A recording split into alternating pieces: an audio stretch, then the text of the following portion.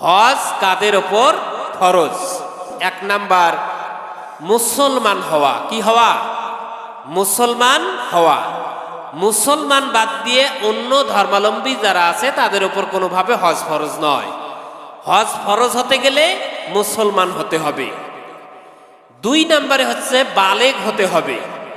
যে ব্যক্তিটা, যে ছেলেটা এখন পর্যন্ত বালেগ নয়, প্রাপ্তবয়স্ক হয়নি, তার উপর হজ ফরজ নয়। যতই তার ধন সম্পদ থাক, তার উপর কিন্তু হজটা ফরজ নয়। তিন নাম্বার, বিবেক সম্পূর্ণ হওয়া, জ্ঞানবান হওয়া। যে ব্যক্তি পাগল, তার উপর কিন্তু হজ ফরজ নয়। এই জন্য বিবেক সম্পূর্ণ হতে হবে, বিবেক সম্পূর্ণ হওয়া। এরপরে মহিলা যারা আছে তাদের জন্য মাহরাম কোনো ব্যক্তি থাকা। হজ্জে মহিলারা একাই যাবে না, মহিলাদের যাইতে গেলে একজন মাহরাম ব্যক্তি থাকা দরকার। তার মানে যাদেরকে ওই মহিলা বিবাহ করতে পারবে না, যার সাথে বিবাহ হারাম, এই সকল পুরুষকে বলা হয় মাহরাম। যেমন তার ছেলে হতে পারে, তার বড় ভাই হতে পারে, তার মামা হতে পারে, এরকম কিছু পুরুষ আছে, তার বাবা হতে পারে। তো এই পুরুষগুলো যদি তার সাথে হজ করার সময় যায়, তাহলে তার উপর হজ ফরজ। যাওয়ার মতো যদি মাহরাম ব্যক্তি থাকে, তাহলে তার উপর হজ ফরজ।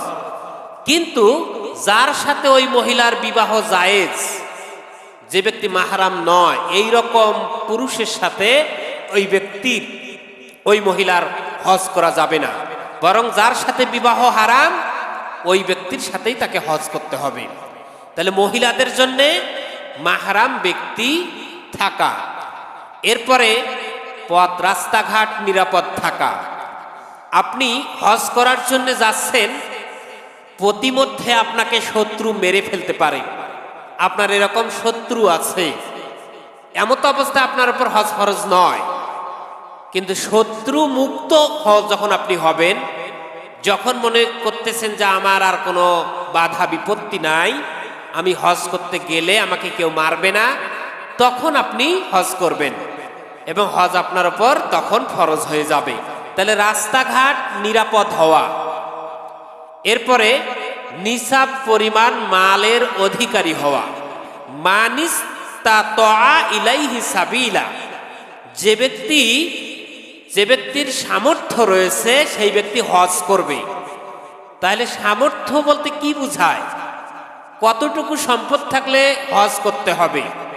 ওই যে ব্যক্তি হজ করবে, তার পরিবার পরিজনের ভরণ পোষণের জন্যে যতটুকু সম্পদের প্রয়োজন, সেই সম্পদটুকু বাদ দিয়ে যদি তার পবিত্র মক্কায় হজ করে আবার দেশে ফেরার মতো যদি অর্থ সম্পদ থাকে, তাহলে এই অতিরিক্ত ধন সম্পদ দিয়ে, অতিরিক্ত অর্থ দিয়ে ওই ব্যক্তির হজ করা ফরজ। আল্লাহ সুবহানাহু ওয়া তাআলা বলছেন।